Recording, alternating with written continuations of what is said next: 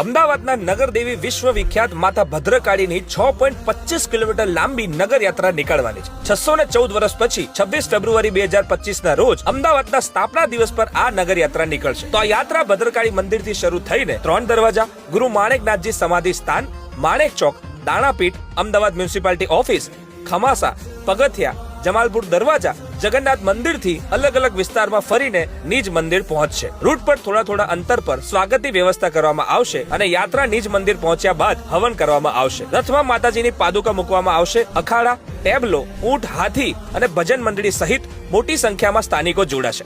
એ ઉપરાંત વડાપ્રધાન નરેન્દ્ર મોદી, ગૃહમંત્રી અમિત શાહ અને મુખ્યમંત્રી ભૂપેન્દ્ર પટેલ સહિત મહાનુભાવો નગર યાત્રાનું પ્રસ્થાન કરાવી શકે છે. આ મંદિરના ઇતિહાસને લઈને જુદા જુદા મત છે, જેમાં એવું કહેવાય છે કે મંદિર 1411 ની સાલમાં બન્યું છે, પણ 11મી સદીમાં ગુજરાતના સ્થાપક રાજા કર્ણદેવે મંદિરની સ્થાપના કરી હોય એવું દર્શાવવામાં આવ્યું.